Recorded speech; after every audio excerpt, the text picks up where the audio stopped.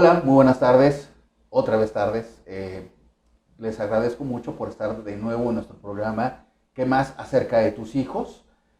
Quiero agradecerles de nueva cuenta por las notificaciones, por las preguntas, por los temas que nos están sugiriendo, por el éxito que estamos teniendo, bueno, no se olviden de compartir, de darle like, aquí en pantalla van a aparecer nuestras redes sociales.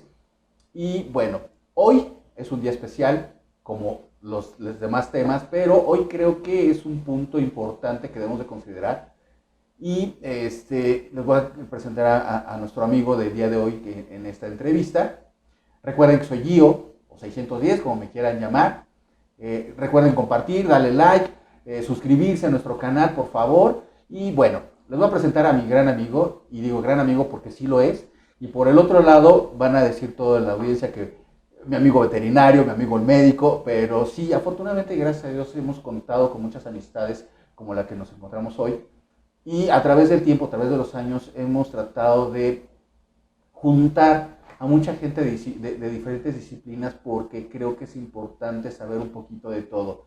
Y en este caso, pues qué mejor que nuestro gran amigo Juan Carlos Salce. Hola Juan Carlos, ¿cómo estás? Hola Gio, ¿cómo estás? Bien, buenas tardes. Gracias por visitarnos, gracias por aventarte a esta nueva aventura de nosotros, gracias por tu amistad. Y bueno, les quiero presentar a mi amigo. Él tiene un despacho jurídico en Tecámac y se llama JC Salce Jurídico. Es en derecho civil, derecho familiar, derecho procesal, derecho administrativo, si no mal me equivoco. Sí, y derecho penal. Y penal. Entonces, vamos a platicar un poquito de un tema que creo que a todos los papás nos va a interesar, cuestión de divorcio, cuestión de concubinato, cuestión de derechos de nuestros hijos, pensiones y demás. Entonces, vamos a comenzar. Juan Carlos, ¿qué te parece ahora para nuestra audiencia? Vamos a empezar con una parte importante y escabrosa, ¿no? Espero que nos lleven, que nos retroalimente la gente ahora que vean el video, que nos hagan sus preguntas, con mucho gusto se las vamos a ir respondiendo. Pero el primer tema que podría yo tocar sería divorcio. Es una palabra creo que a veces fuerte, creo que hoy día la sociedad en que vivimos, creo que la gente se está divorciando más constante. Y creo que se nos olvida de una parte importantísima, una parte genial, una parte que en verdad vale la pena, y son los hijos. Claro. ¿Qué tan difícil, desde la parte legal, qué tan difícil tú has tenido la experiencia de que les pesa a los chavitos?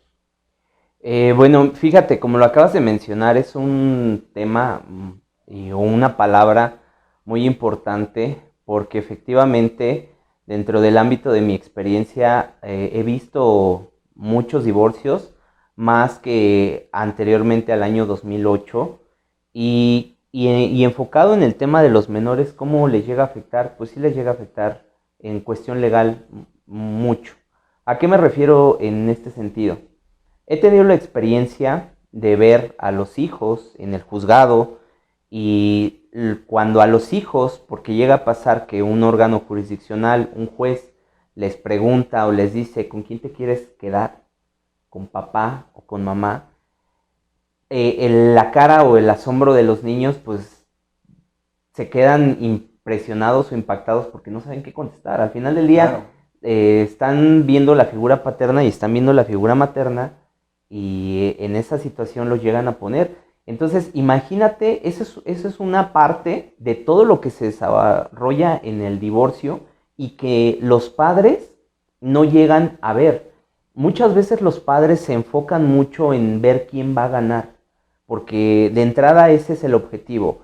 El progenitor o la progenitora dicen, pues yo te voy a ganar todas en este tema, pero realmente quien pierde son los menores. Claro. Los menores son los que llegan a perder por lo que te acabo de comentar, que los ponen en una situación muy compleja en el tema de un divorcio.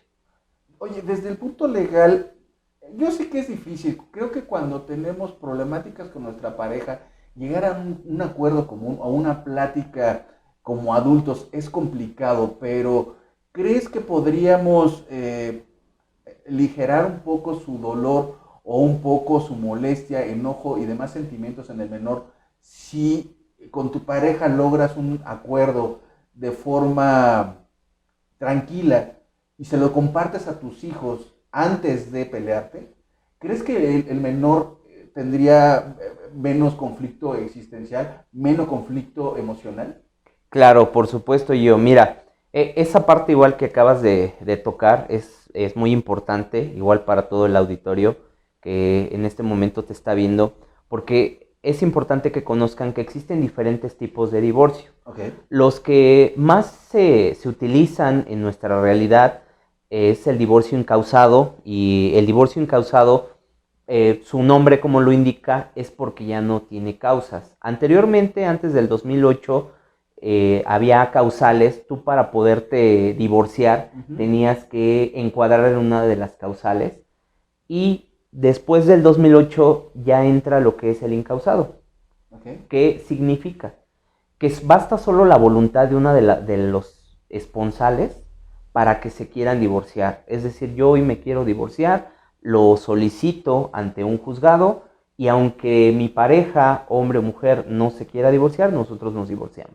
Y ahí es donde entra la parte que ahorita tú me preguntas, el divorcio por mutuo consentimiento. Okay. El divorcio por mutuo consentimiento es eso que acabas tú de mencionar. Las parejas se ponen de acuerdo en un diálogo sano, benéfico para los menores, en el cual podemos decir, si creamos bienes, llámese bienes muebles o inmuebles, si creamos esos bienes, pues bueno, vamos a hacer una repartición. Si también yo, mamá, o yo, papá, me voy a quedar con la guarda y custodia de los niños, el progenitor que no los tenga en guarda y custodia tiene un derecho a un régimen de visitas y convivencias. Okay. Es ahí también donde se ponen de acuerdo, oye, ¿sabes qué? Como tú los vas a tener de lunes a viernes, a lo mejor permíteme a mí que no los voy a tener los sábados y domingos. Entonces, esa sería la forma más sana de que platicaran entre ellos, y también que les dijeran a los hijos, oye, ¿sabes qué? Nos vamos a separar porque ya no hubo una compatibilidad, y de una forma sana explicarles los propios padres que no es que se vayan a separar, sino que optaron por tomar vertientes diferentes, pero que en todo momento van a ser sus papás. Siguen siendo familia. Claro. Así es. Los mismos derechos en ese sentido aplican también para los que son concubinos o concubinas. Okay. Que es otro tema también muy importante. Y contestando lo que tú ahorita me preguntabas, pues eso sería lo más óptimo, que llegaran a un divorcio por mutuo consentimiento, porque eso sería lo más sano tanto para los papás como para los menores. Lo que pasa es que ustedes como abogados, porque al final de la historia tienen que ser también mediadores entre la pareja para tratar de que se lleve un buen arreglo, y más que un buen arreglo, yo creo que los niños entiendan cuál es la situación que están viviendo los papás. Viene otro punto que ahorita me estoy acordando en algunas experiencias que tuve, no como abogado, sino como chismoso, okay. con otros amigos abogados. Pasa algo, creo, no sé en qué parte, pero creo que hay ocasiones donde el juez tiene que platicar con cada uno de los hijos, como para saber la situación de cómo está la familia. Eso quiero pensar que también es muy fuerte para los niños. Sí, es como te mencionaba al principio de nuestra charla. El juez, en su momento, considerando el interés superior del menor, que es un concepto legal que nosotros como abogados conocemos, el interés superior del menor es esa causa o es ese derecho que ellos tienen, y que el juez va a ponderar y escucharlo, a escuchar al menor en el sentido de, bueno, lo que yo te decía, ¿no? Muchas veces el juez le dice, oye, ¿con quién te quieres quedar? ¿Cómo es el desarrollo de tu familia? ¿Cómo está conformada tu familia? ¿Cómo te trata papá? ¿Cómo te trata mamá? Efectivamente, eso se lleva a cabo. Los jueces tienden a unos minutos de platicar con ellos en privado, acompañados de un psicólogo o de una persona de su confianza, no precisamente de los papás. ¿Por qué? Porque cuando están en ese tema, pues obviamente el niño siente, se retrotrae. ¿Por qué? Porque siente, si hablo mal de mi papá, aquí está, o si hablo mal de mi mamá, aquí está. Claro. Entonces, usualmente llegan a estar con psicólogos o con una persona de confianza, y el juez realiza algunas preguntas de manera que el menor las entienda y se lleva a cabo esa situación que tú ahorita me acabas de preguntar. Sí, sí, sí. Entonces creo que al final de la historia, como para tratar de salvaguardar la integridad del niño o que el pequeño esté en las mejores condiciones emocionales, independientemente el tipo de divorcio que lleven, el cómo se divorcien, creo que sería, tú como abogado, ¿crees que podríamos decir que estaría padrísimo que los papás hablen con sus hijos en su momento y que les hagan sentir esa unión familiar, que independientemente del arreglo mamá-papá, que sepan que van a estar ahí unidos y que no terminen en ese pleito, independientemente de cómo va a terminar la relación, sino yo creo que los niños al final de la historia es lo que nos importa a todos. Claro, por supuesto. Nosotros como abogados fungimos en el 99% de los casos con nuestros representados como mediadores. Okay. Sin embargo, es muy difícil que mi representado o representada a veces lo vea desde esa perspectiva.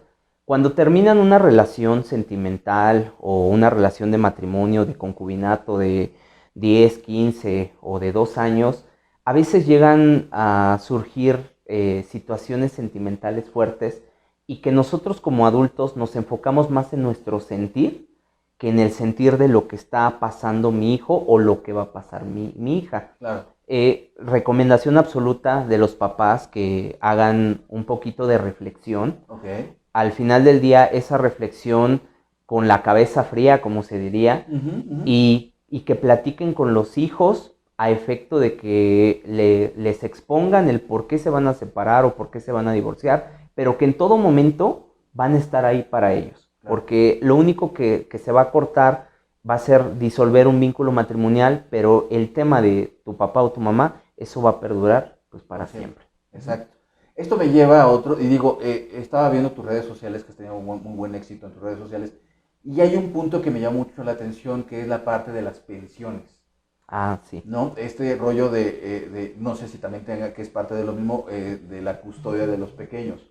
Las pensiones, he tenido algún tipo de experiencias con algunas amistades, y pongo como ejemplo esto. Resulta, se divorcian, se queda la mamá con los pequeños y hace la parte correspondiente a la parte legal, hace una demanda, gana el juicio y el papá le da su pensión a los pequeños. Pasa el tiempo, el papá ya no trabaja en ese lugar. Pregunta número 1, ¿tendría que volver a hacerse un juicio? Pregunta número 2, ¿qué pasa si el papá ya no tiene forma de comprobar esos ingresos?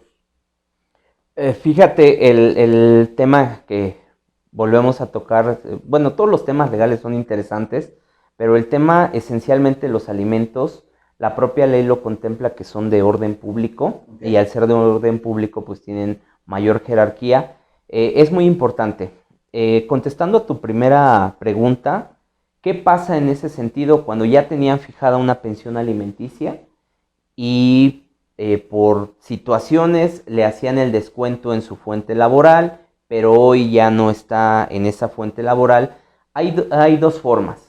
En el juicio principal, que es donde se inició la demanda de pensión alimenticia, ahí tú puedes iniciar lo que es vía incidental, nosotros así le conocemos, vía incidental, que se haga esa modificación. Yo le solicito al juez, antes mi esposo trabajaba en Galletas SADCB, hoy su circunstancia laboral cambió, ya no trabaja ahí, ahora trabaja en otro lugar y se hace esa modificación. Se puede hacer desde el expediente de origen o puedes iniciar un juicio nuevo solicitando la modificación de a lo mejor esa cláusula o a lo mejor esa sentencia. Pero me tengo que ir al juicio anterior, o sea, sí tengo que decirle al juez, o bueno, ustedes como abogados, le tengo que decir, pero ya tenía anteriormente, existía este juicio. Sí, para sí, por que siga supuesto. sobre el mismo. Sí, por supuesto. Okay. Por supuesto. O sea, no es uno nuevo por completo. No. A lo que me refiero de uno nuevo, ¿qué pasa? También ese es un dato interesante que le puede importar a la gente. A lo mejor se inició el juicio de pensión alimenticia en el año 2008. Indudablemente el juzgado ya no lo va a tener a su disposición porque lo mandan a resguardo en un archivo general o en un archivo judicial. Entonces, se puede iniciar en ese expediente del 2008, pero si a lo mejor ya es más complejo que devuelvan el expediente, con tus copias que tú ya tenías del convenio de la sentencia, tú solicitas o promueves un juicio nuevo, pero siempre mencionando el antecedente de la pensión que tú ya tenías. Y las dos vías son óptimas para lo que se pretende. Ahora, la segunda pregunta es, ¿qué pasa cuando no pueden comprobar ingresos el deudor alimentario?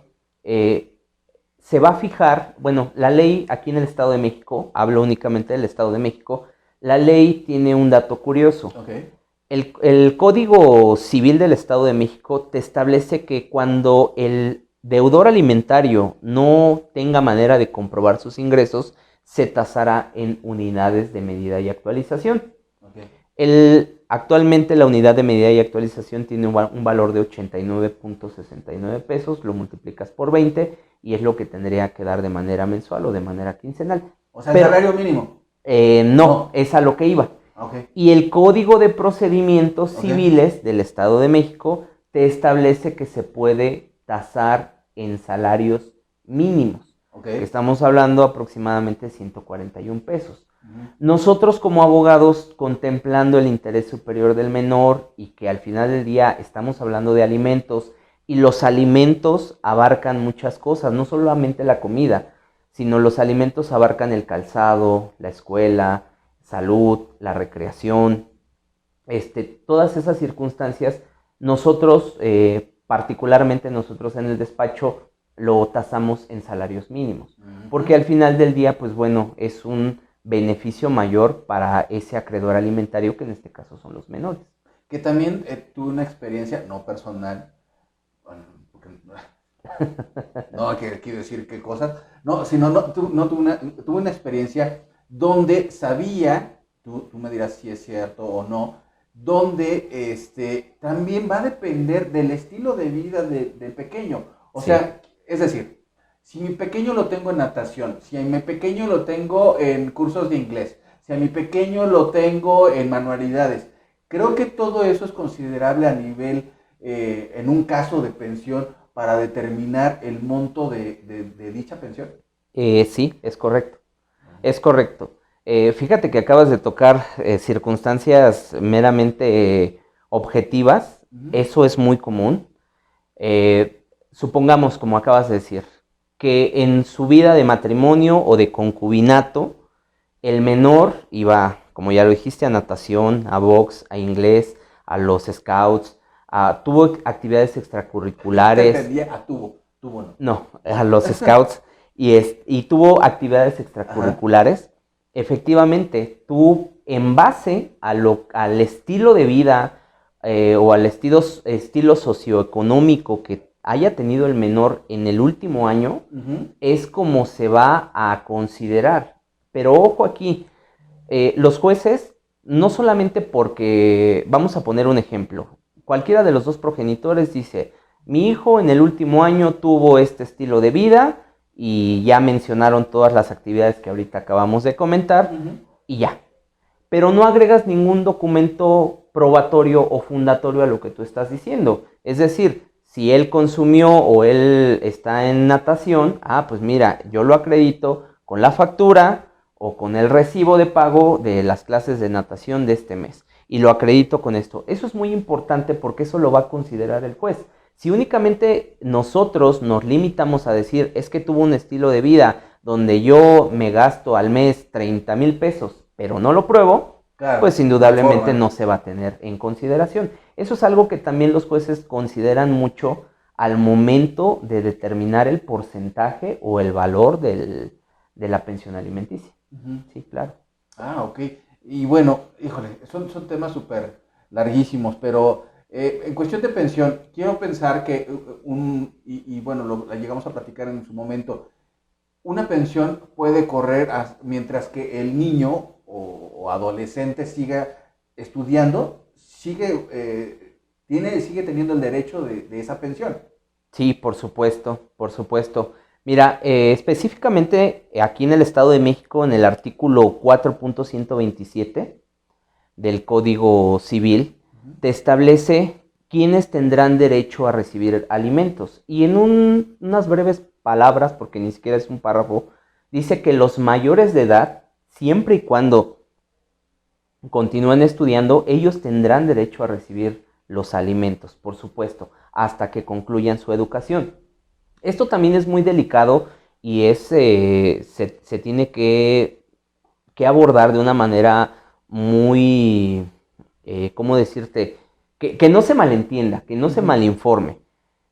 Muchas personas pueden decir, y son opiniones meramente particulares, oye, entonces si mi hijo se avienta un doctorado y termina de estudiar hasta los 35, 40 años, los lo tengo 60, que... y sigue en la universidad. y sigue, exactamente. Entonces es algo muy delicado. O sea, sí los alimentos los merecen después de la mayoría de edad, siempre y cuando continúen estudiando, pero obviamente también en nuestra realidad social Sí, claro. se establece que, bueno, hay cierto tiempo en el cual, hijo, pues bueno, ya te di los estudios que estuvieron en mis posibilidades, quisiera darte más, pero a lo mejor no se puede. Entonces, es un tema muy delicado, pero sí tienen derecho a recibir alimentos. ¿Qué pasaría si, por ejemplo, digo, toco madera y ojalá que ninguno de nuestra audiencia le esté pasando por esto, pero qué pasaría si ese hijo o hija tiene alguna adicción?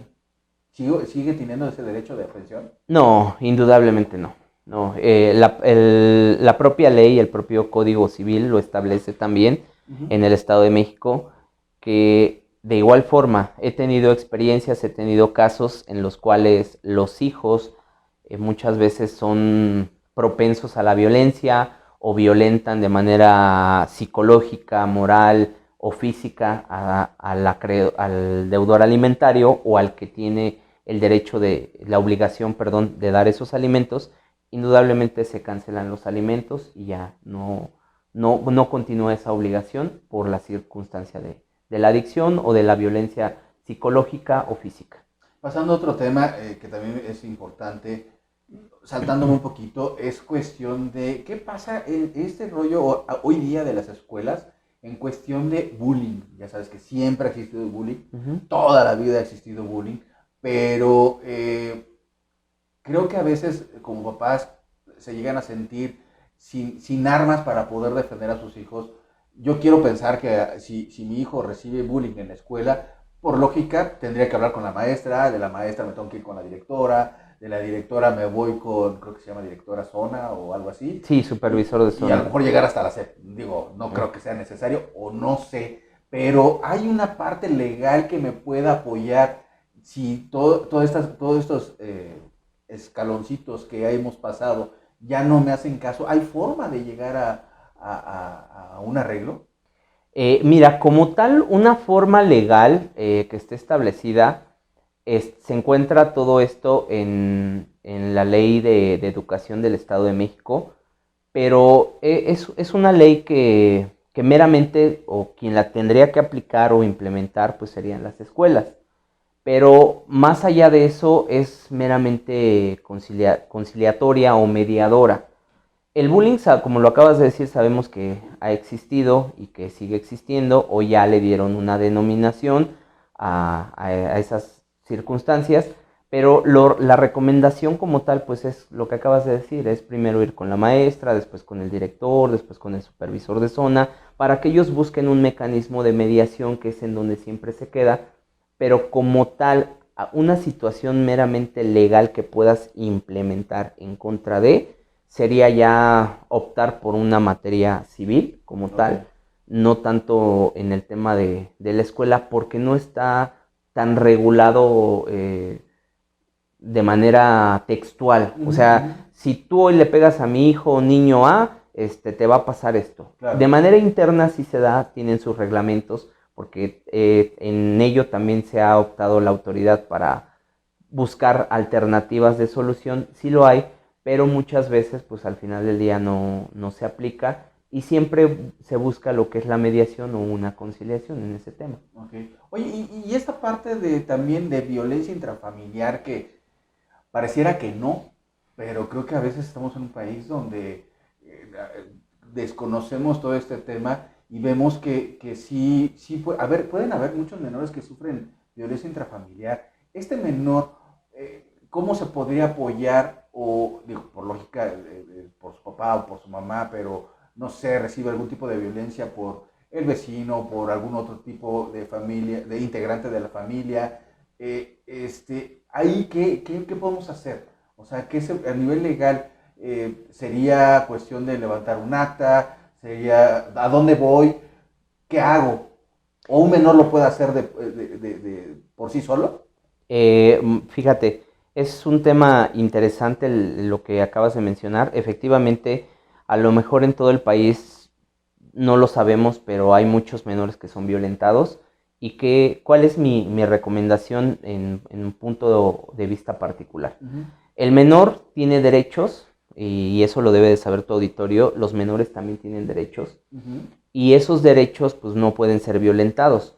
Pero en este caso, cuando la violencia se genera en casa, en el hogar, pues es difícil que la mamá vaya y diga, sí, es que yo lo violento.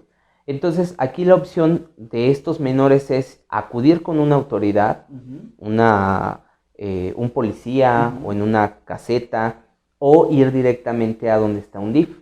Okay. El DIF de cada municipio o de cada entidad federativa, pues bueno, ellos tomarán las acciones debidas, realizarán la investigación.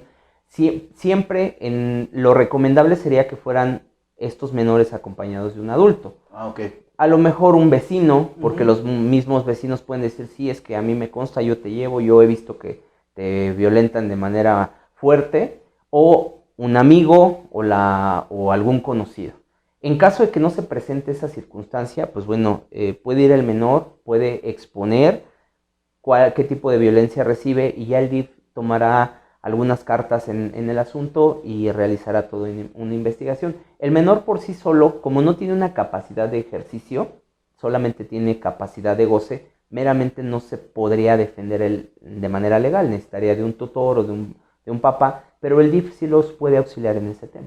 Oye, y hay otro tema también importante que se llaman redes sociales, que hoy día está súper de moda, que cualquier pequeño ya, no creo, desde mi punto de vista personal, creo no menor de 12 años, creo que no sería idóneo que tenga una red social, pero bueno, también estamos en otra época donde básicamente N cantidad de personas tienen una red social, pero hablando sobre la violencia, sobre el acoso, sobre este tipo de situaciones en redes sociales, como la ley Olimpia, hay otro tipo de leyes donde puedes, o la ley de privacidad, hay otro tipo de leyes que puedan amparar a un menor para protegerse en cuanto a un acoso, en cuanto a comentarios violentos, en cuanto a agresividad por redes sociales. Actualmente no hay una ley específica para el tema de una ley en materia de redes sociales. Recientemente, en este año 2021, las cámaras altas de diputados y senadores está en propuesta que se creen diferentes tipos de leyes, que haya una reforma al artículo 73 de la Constitución, pero en específico no la hay. Únicamente en los códigos penales, ya sea el federal o de cada entidad federativa, se llegan a tipificar delitos como tales por el mal uso, por delitos cibernéticos, y es donde están establecidos. Pero como tal, una ley que norme todas las redes sociales, no, hasta el día de hoy en México no hay. Muy posiblemente, como te digo, está en pláticas y muy posiblemente se dé, pero actualmente no. Oye, pues bueno, prácticamente se nos está acabando el programa, el de hoy, pero quiero pensar que podemos hacer, híjole, a nivel legal yo creo que podemos hacer como N cantidad de programas, Claro, porque no, claro. No acabamos, o sea, me faltaron muchos temas por abordar, me faltó la parte de concubinato que en algún momento se mencionó, que sé que se puede, el concubinato o estar casado al final de la historia, tienes el mismo derecho a partir de un año. Claro, por supuesto. Bueno, el casado desde que se casa. Sí, el casado desde que se casa, y el concubino necesariamente tendrían que tener una relación de un año de convivencia para que posteriormente se pueda llevar a cabo esa aplicación de esos derechos que se tienen. Entonces, bueno, muchos temas que nos hicieron falta en cuestión de de esta parte legal, escríbanos, por favor, compártanos, denle like. Y bueno, al final de la historia yo creo que vamos a hacer un segundo programa, tercero, cuarto, quinto. Si gustan, pueden escribirnos sus dudas o plantearnos algún tema que estén pasando hoy día o alguna inquietud. Y bueno, con mucho gusto se les vamos a plantear en un programa. Y por el otro lado, voy a dejar también los datos del licenciado, de mi amigo, en cuestión de su despacho, por si requieren asesoría o llevar algún juicio. Con muchísimo gusto él va a poder asesorar y llevar a cabo. Les agradezco mucho por el día de hoy. Gracias, Juan Carlos. No, gracias por esta yo. visita y nos vemos a la próxima. Y recuerden que nuestro patrocinador oficial es Kido Creativa, fotografía, impresión, diseño y todo lo que se les ocurre en cuestión de imagen. Y bueno, recuerda que la paternidad no es perfecta, pero puedes convertirla en una mejor versión. Gracias y hasta la próxima.